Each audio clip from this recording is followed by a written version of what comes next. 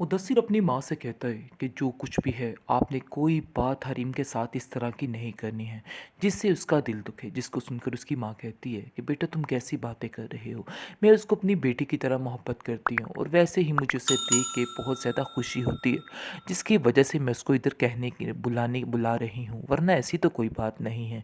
तुम बिल्कुल बेफिक्र हो जाओ, ऐसा कुछ भी नहीं होगा। लेकिन मुदस्सिर को इस बात की टेंशन है कि ऐसा ना हो कि हरीम जैसे ही घर में आए, घर में वावेला मच जाए और बुरे तरीके से उसको ज़लील किया जाए, जैसे एक दफ़ा पहले ज़लील करके उसे इस घर से निकाला गया था। इस टेंशन ने उसका दिमाग ख़राब करके रख दिया है और बहुत परेशान भी कर दिया है। लेकिन जी आप देखेंगे, खैर वो आ ही जाती है क्योंकि वो उसकी माँ की बात का मान रखना चाहती है और कहती है कि आप फ़िक्र मत करें, मैं आंटी आपसे मिलने के लिए ज़रूर आऊँगी। मुझे किसी से कोई लेना देना नहीं और ना ही किसी से कोई भी शिकायत है। उनका सारा रद्द-ए-अमल उनकी तरह ही है, या कि यानी कि जो उनकी सोच है वो उनके साथ ही है, मैं कुछ भी नहीं कर सकती। जिसको सुनकर मुदस्सिर की माँ काफ़ी ज़्यादा खुश होती है और कहती है कि बेटा मुझे तुमसे इसी बात की उम्मीद थी। मुझे यकीन है कि तुम मुझसे मिलने आती रहोगी और इन लोगों की बातों में नहीं आओगी।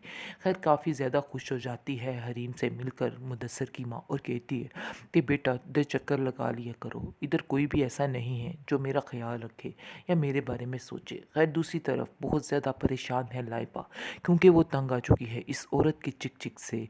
वो बहुत ज़्यादा परेशान कर रही है और दरारा कहती है कि आप लोगों को अब यहाँ से जाना होगा, क्योंकि मैं मज़ीद आप लोगों को इधर बर्दाश्त नहीं कर सकती हूँ। उसका पारा हाई हो चुका है और दूसरी तरफ बहुत ज़्यादा परेशान हो चुकी है कहकशा भी अपनी बेटी की ये हालत देख देख के। वहाँ से भाग निकलेगी दरारा, वो लाइबा लाइबा कहेगी कि मैं इधर नहीं रह सकती हूँ। बहुत परेशान होगी, उसके पास कोई ठिकाना नहीं होगा। खैर रिश्ते में कुछ लोग उसको तंग करने की कोशिश करते हैं, बहुत ज़लील करते हैं। वहाँ पर हरीम आ जाती है।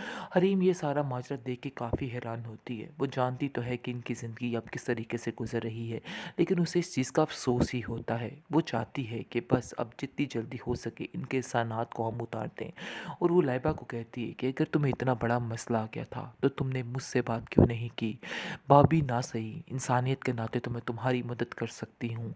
चलो जो कुछ हुआ सो हुआ, मुझे इन सब बातों से कोई लेन देन नहीं है। बेहतर यही है कि तुम भी अपने दिल में ये बात रखो और मैं भी अपने दिल में बात रखती हूँ, और इंसानियत के नाते मैं तुम्हारी मदद करूँगी और वो ही लड़की होगी जो उसको अपने घर लेके जाएगी और उसका ख्याल रखेगी।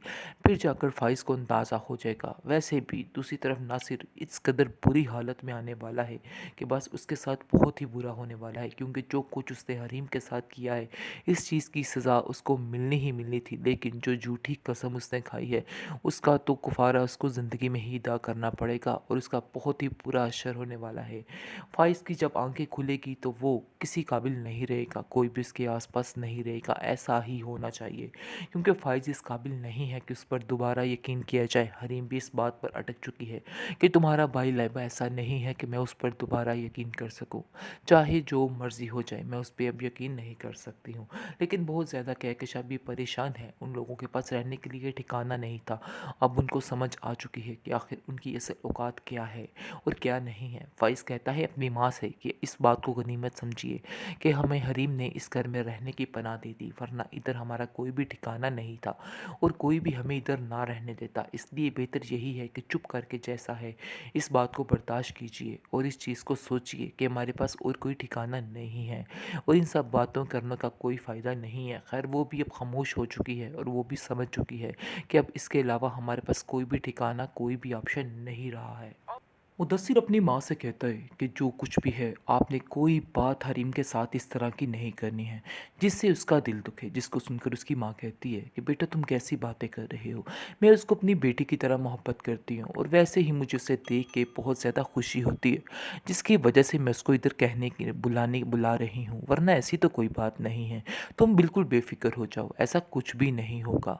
लेकिन मुदस्सिर को इस बात की टेंशन है कि ऐसा ना हो कि हरीम जैसे ही घर में आए, घर में वावेला मच जाए और बुरे तरीके से उसको ज़लील किया जाए, जैसे एक दफ़ा पहले ज़लील करके उसे इस घर से निकाला गया था। इस टेंशन ने उसका दिमाग ख़राब करके रख दिया है और बहुत परेशान भी कर दिया है। लेकिन जी आप देखेंगे, खैर वो आ ही जाती है क्योंकि वो उसकी माँ का उसकी माँ की बात का मान रखना चाहती है और कहती है कि आप फ़िक्र मत करें, मैं आंटी आपसे मिलने के लिए ज़रूर आऊँगी। मुझे किसी से कोई लेना-देना नहीं और ना ही किसी से कोई भी शिकायत है। उनका सारा रद्द-ए-अमल उनकी तरह ही है, या कि यानी कि जो उनकी सोच है वो उनके साथ ही है, मैं कुछ भी नहीं कर सकती। जिसको सुनकर मुदस्सिर की माँ काफ़ी ज़्यादा खुश होती है और कहती है कि बेटा, मुझे तुमसे इसी बात की उम्मीद थी। मुझे यकीन है कि तुम मुझसे मिलने आती रहोगी और इन लोगों की बातों में नहीं आओगी। खैर काफ़ी ज़्यादा खुश हो जाती है हरीम से मिलकर मुदस्सिर की माँ और कहती है कि बेटा, इधर चक्कर लगा लिया करो, इधर कोई भी ऐसा नहीं है जो मेरा ख्याल रखे या मेरे बारे में सोचे। खैर दूसरी तरफ बहुत ज़्यादा परेशान है लाइबा, क्योंकि वो तंग आ चुकी है इस औरत की चिक चिक से। वो बहुत ज़्यादा परेशान कर रही है और दरारा कहती है कि आप लोगों को अब यहाँ से जाना होगा, क्योंकि मैं मज़ीद आप लोगों को इधर बर्दाश्त नहीं कर सकती हूँ। उसका पारा हाई हो चुका है। और दूसरी तरफ बहुत ज़्यादा परेशान हो चुकी है कहकशा भी अपनी बेटी की ये हालत देख देख के। वहाँ से भाग निकलेगी दरार वो लाइबा लाइबा कहेगी कि मैं इधर नहीं रह सकती हूँ। बहुत परेशान होगी, उसके पास कोई ठिकाना नहीं होगा। खैर रिश्ते में कुछ लोग उसको तंग करने की कोशिश करते हैं, बहुत ज़लील करते हैं। वहाँ पर हरीम आ जाती है। हरीम ये सारा माजरा देख के काफ़ी हैरान होती है। वो जानती तो है कि इनकी ज़िंदगी अब किस तरीके से गुजर रही है, लेकिन उसे इस चीज़ का अफ़सोस ही होता है। वो चाहती है कि बस अब जितनी जल्दी हो सके इनके एहसानात को हम उतार दें। और वो लाइबा को कहती है कि अगर तुम्हें इतना बड़ा मसला आ गया था तो तुमने मुझसे बात क्यों नहीं की। भाभी ना सही, इंसानियत के नाते तो मैं तुम्हारी मदद कर सकती हूँ। चलो जो कुछ हुआ सो हुआ, मुझे इन सब बातों से कोई लेन देन नहीं है। बेहतर यही है कि तुम भी अपने दिल में ये बात रखो और मैं भी अपने दिल में बात रखती हूँ, और इंसानियत के नाते मैं तुम्हारी मदद करूँगी। और वो ही लड़की होगी जो उसको अपने घर लेके जाएगी और उसका ख्याल रखेगी। फिर जाकर फ़ाइज़ को अंदाज़ा हो जाएगा। वैसे भी दूसरी तरफ नासिर इस कदर बुरी हालत में आने वाला है कि बस उसके साथ बहुत ही बुरा होने वाला है, क्योंकि जो कुछ उसने हरीम के साथ किया है इस चीज़ की सज़ा उसको मिलनी ही मिलनी थी। लेकिन जो झूठी कसम उसने खाई है उसका तो कुफारा उसको ज़िंदगी में ही अदा करना पड़ेगा और उसका बहुत ही बुरा असर होने वाला है। फ़ाइज़ की जब आंखें खुलेगी तो वो किसी काबिल नहीं रहेगा, कोई भी उसके आसपास नहीं रहेगा। ऐसा ही होना चाहिए, क्योंकि फ़ाइज़ इस काबिल नहीं है कि उस पर दोबारा यकीन किया जाए। हरीम भी इस बात पर अटक चुकी है कि तुम्हारा भाई लाइबा ऐसा नहीं है कि मैं उस पर दोबारा यकीन कर सकूं। चाहे जो मर्ज़ी हो जाए मैं उस पे अब यकीन नहीं कर सकती हूँ। लेकिन बहुत ज़्यादा कहकशा भी परेशान है, उन लोगों के पास रहने के लिए ठिकाना नहीं था।